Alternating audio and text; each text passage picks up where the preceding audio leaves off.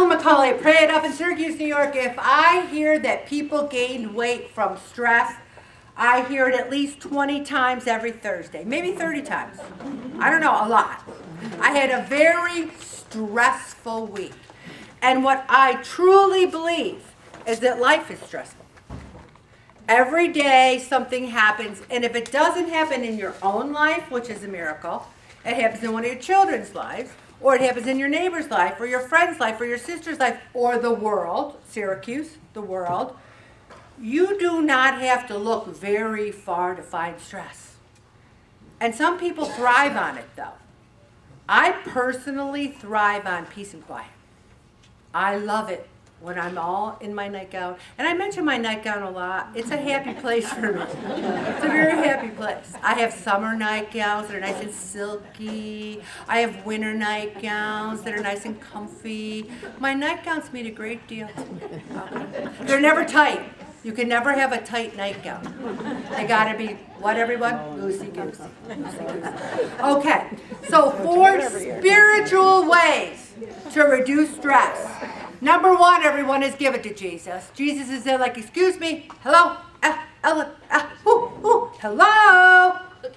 He's begging us for us to give it to him, begging. We use Jesus as a last resort, and he should be a first resort. When people say, well, all we can do is pray, that's not all we can do. We have to say this, we're going to pray. And here's another thing. If you say, I'm going to pray for you, you better do it. Don't you say, I'll pray for you, and then don't. Even if you got to drop and do 40 right then, you say, Hail Mary, full of grace, I'm praying for them now. Also, meditate. I'm working on this, people. I've been working on it for 69 years. Shutting this off is a very difficult thing to do. And what helps is that mantra, Jesus, I trust in you. Jesus, I love you. Jesus, Jesus, I love you. We just need to sit quietly and get out in nature. Now's the time, everyone. The birds are singing, the bees are buzzing. I never saw more beautiful crabapple trees than I have this year. There's white ones, there's pink ones, there's almost red ones. They're gorgeous, purple ones. They're just gorgeous. And build your trust in God, because it's so easy to say, it's hard for me to trust God because my sister died and then my mother died and then they're taking our house. I could say right now 8 million bad things. But that's nothing to do with trusting God. Because God loves us. That's all we need to trust. We're in the world. Bad things are going to happen. Stressful things are going to happen. We're going to lose everyone we love and then we're going to die. Or we're going to die and then they'll lose us. One or the other, because that's the way life is. So we just need to say, I got to find the joy. I have to find the joy. And then the spiritual music, oh my gosh. I went home last week and Bob and I were singing at the top of our lungs. Well, Bob was not really singing at the top. I was. In spirit. In spirit he was singing. He's a good singer. He sings at church all the time. We were singing the Casting Crown song.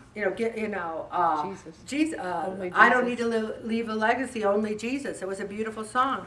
And here's the thing, simplify your life. One person in the group's moving, and they were packing up and decluttering. They lost 3 pounds this week. So pretend you're going to move, okay?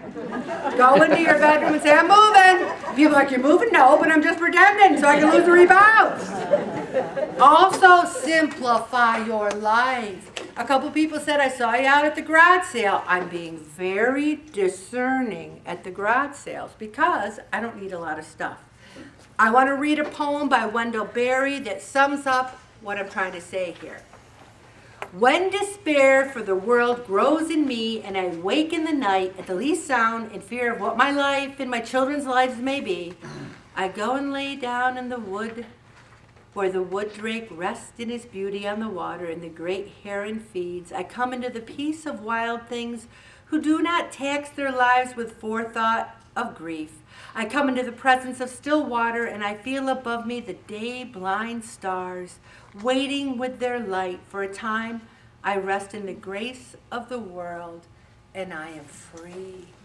Isn't it beautiful to think about just being free? Now I'm going to rattle through these Christian ways to relieve stress, and I want you to talk about it at your table and pick a couple.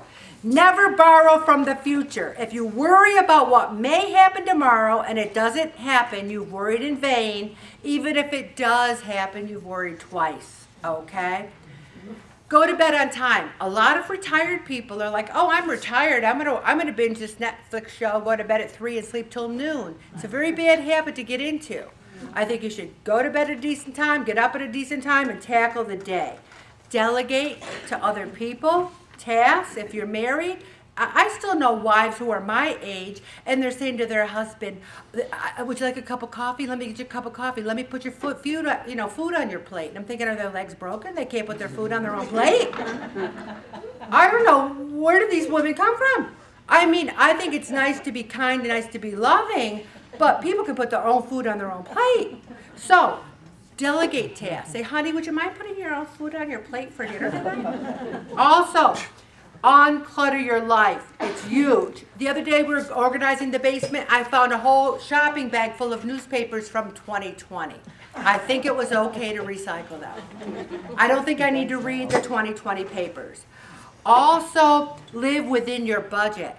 I know someone right now, nobody in this room, that's single, no kids, my age, never been married. She's declaring bankruptcy because she ran up a $25,000 credit card and she can't pay it. And I might ask this question, what'd you spend $25,000 on? Did you go to travel around the world? She goes, this and that. Well, this and that, now she's declaring bankruptcy. Live within your budget. Write down your thoughts and inspirations right by your food log. So you can say, hey, I'm thinking about this, because it's very good to keep things written down. Keep your mouth shut. So much stress is because you're not keeping your mouth shut. When your adult children says, this is what I'm going to do, you say, oh, that's great. Because you know why? That's what they want you to say. You don't say, really? I don't know about that. Oh, they don't want to hear that? You say, that's great. Okay? Also, talk to God, and he'll talk to you about anything.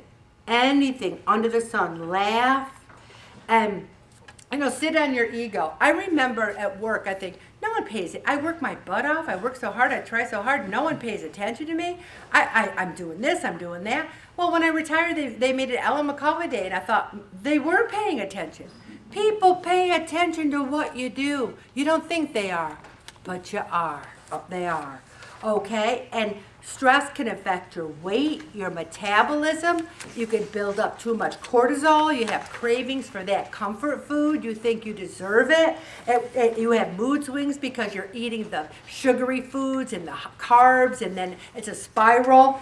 And then you have more fat storage, and then you're depressed about that. Most of us do have emotional eating.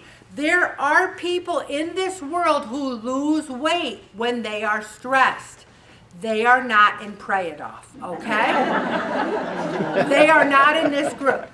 I know they're out there, but I haven't met very many of them, okay? Also, you're either too busy to exercise, and I'm going to say it, or too lazy. Let me watch one more episode of The Voice, and then I'll exercise, And that's on every 5 minutes, so you never get done watching The Voice. We were talking about that earlier. Okay, so stressed is desserts spelled backwards. Just remember that. Get your sleep. Don't forget about moving. Learn to love good foods, because it's easy to love foods. It's easy to love chips. It's easy to love all those things. But learn to love the good foods. I'm going to stop right there, Bobby, because I want to talk about